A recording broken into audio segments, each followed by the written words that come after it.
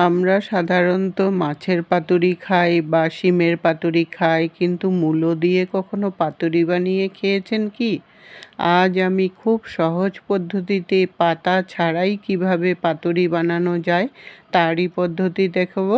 ভিডিওটা স্কিপ না করে পুরো রেসিপিটা দেখার জন্য আপনাদের কাছে একান্ত অনুরোধ রইল।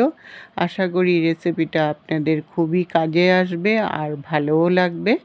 আসুন তাহলে দেখে নিই আমি পাতুরিটা কিভাবে বানিয়েছি। পাতুরিটা বানানোর জন্য দুটো মূলো নিয়েছি, আর মূলোগুলো যাতে মোটা হয় সেরকম মূলো নিলেই রেসিপিটা কিন্তু খুব ভালো হবে। আর আমি সাদা মূলো নিয়েছি, আপনারা ইচ্ছা করলে লাল মূলো দিয়েও কিন্তু রেসিপিটাকে বানাতে পারবেন।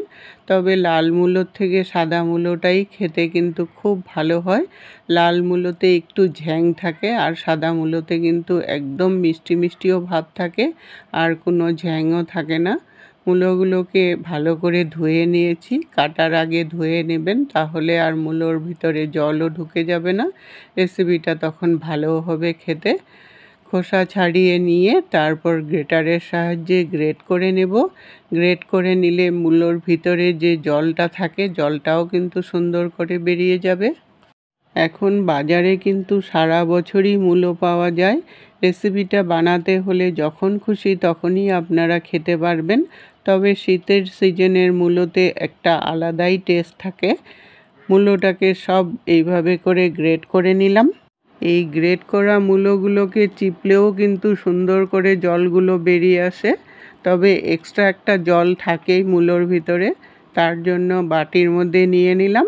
নিয়ে সামান্য পরিমাণে একটু নুন দিয়ে মেখে রেখে দিলে মূলোর এক্সট্রা জলটাও কিন্তু সুন্দর করে বেরিয়ে আসবে।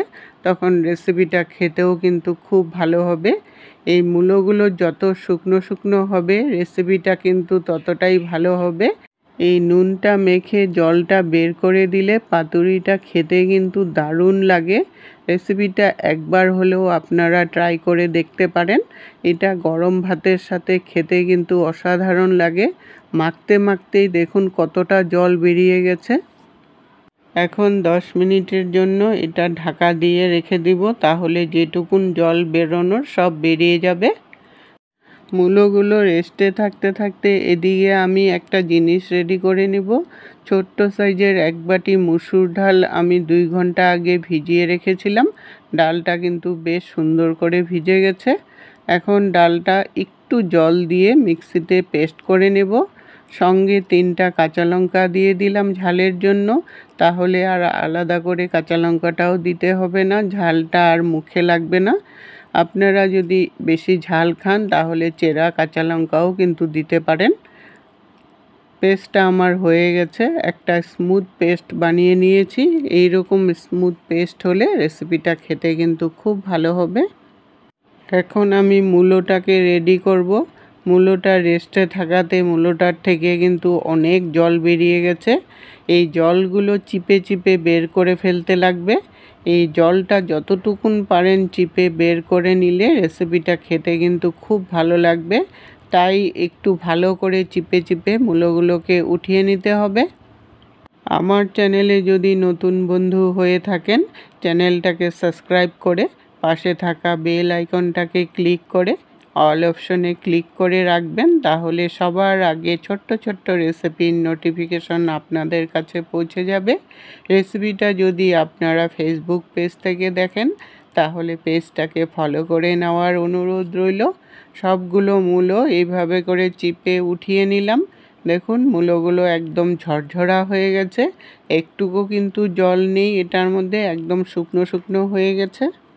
সব মূলোগুলো জল চিপে উঠিয়ে নিয়ে এখন মুসুর ডালের পেস্টটাকে এটার মধ্যে দিয়ে দিলাম। সঙ্গে কি কি দেব আপনারা ভিডিওটা স্কিপ না করে দেখতে থাকুন। স্বাদ অনুসারে নুন দিয়ে দিলাম। নুনটা কিন্তু একটু আন্দাজ করে দিবেন, কারণ আগেও একটু নুন দেওয়া আছে। হাফ টিস্পুন হলদি পাউডার দিয়ে দিলাম। ব্যালেন্সের জন্য একটু মিষ্টি দিয়ে দিলাম। আর আধা বাটির মতো ধনেপাতা কুচি দিয়ে দিলাম। ধনেপাতা কুচিটা একটু বেশি করে দেবেন, তাহলে খেতে কিন্তু খুব ভালো লাগবে। আর আধা বাটি নারকেল কোড়া দিয়ে দিলাম। নারকেল কোড়া যদি হাতের কাছে না থাকে, নারকেল কোড়া ছাড়াও কিন্তু রেসিপিটা ভালো লাগবে। আর 2 চামচ সরষের তেল দিয়ে দিলাম। যদি নারকেল কোড়া না দেন তাহলে সরষের তেলের পরিমাণটা একটু বাড়িয়ে দেবেন, কারণ নারকেলের থেকেও একটু তেল বেরিয়ে যায়, তাই আমি কম করেই তেলটা দিলাম। এখন ভালো করে মেখে নেব। এই মাখাটা যত ভালো করে হবে রেসিপিটা খেতে কিন্তু ততটাই ভালো হবে। সব কিছু ভালোভাবে মেখে নিয়েছি, মাখাটা আমার পুরোপুরি রেডি। এখন একটা ফ্রাই প্যান বসিয়ে রেসিপিটাকে বানাবো। রেসিপিটা বানাতে হলে একটা ফ্রাই প্যানেই বানাবেন, তাহলে বানাতে কিন্তু খুব সুবিধা হবে। প্যানটাকে প্রথমে বসিয়ে ভালো করে গরম করে নিতে হবে। প্যানটা ভালো করে গরম করে নিলে পাতুরিটা উঠাতে সুবিধা হবে। 2 চামচ রিফাইন্ড অয়েল দিয়ে দিলাম। আপনারা ইচ্ছা করলে সরষের তেলেও এটাকে বানাতে পারেন।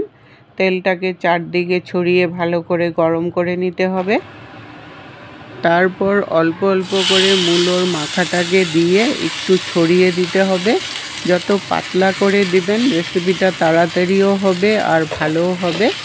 যতটা পারবেন চারদিকে, প্যানের চারদিকে একটু ছড়িয়ে নিয়ে লো ফ্লেমে 5 থেকে 7 মিনিটের মতো ঢাকা দিয়ে দেব। 2-3 মিনিট হওয়ার পর তারপর প্যানটাকে চারদিক থেকে যে তেলটা ছড়িয়ে গেছিলো ওই তেলটাকে একটু ঘুরিয়ে ঘুরিয়ে মিডিলে এনে দিবেন, তাহলে তেলটা সব দিকে লেগে যাবে সুন্দর করে। 5-7 মিনিট পর ঢাকনাটাকে উঠিয়ে নিলাম। নিচটা কিন্তু একটু লাল লাল হয়ে আসছে, তাই খন্তাটা দিয়ে একটু আলগা করে নেবেন। নিয়ে তারপর যদি পারেন একবারে ফ্রাই প্যানটা ধরে উল্টিয়ে দিবেন, না হলে খন্তা ধরে উল্টিয়ে দিলেও কিন্তু রেসিপিটা খুব ভালো হবে খেতে। যদি উল্টাতে গিয়ে একটু ভেঙেও যায় কোনো ব্যাপার না, আবার সমান করে দিবেন। সমান করে পাতলা করে দিয়ে তারপর চারদিক থেকে আরও 1 চামচের মতো তেল ছড়িয়ে দিয়ে তারপর আরও 5 মিনিটের মতো লো ফ্লেমে ঢাকা দিয়ে দিবেন, তাহলে এই দিকটাও হয়ে যাবে সুন্দর করে। 2-3 মিনিট হওয়ার পর ফ্রাই প্যানটা ধরে একটু ব্যাকা করে দিলে তেলটা মিডিলে চলে আসবে। এইভাবে করে সেকেন্ড পিঠটাও কিন্তু ভেজে নিতে লাগবে। আবার 5 মিনিট পরে ঢাকনাটাকে উঠিয়ে নিলাম। এই পিঠটাও কিন্তু একটু হালকা ব্রাউন কালার চলে আসছে, তাই এই পিঠটাও আবার উল্টিয়ে দিলাম। এখন আর আমি ঢাকনা লাগাবো না, একটু চাপিয়ে চাপিয়ে পাতলা করে নিয়ে 2-3 বার উল্টিয়ে উল্টিয়ে এইভাবে ভাজা করতে হবে। আপনাদের যদি একবারে উল্টাতে অসুবিধা তাহলে খন্তা দিয়েও কিন্তু কাজটা করতে পারেন, যতক্ষণ না একটা পুরা পুরা ভাব চলে আসে।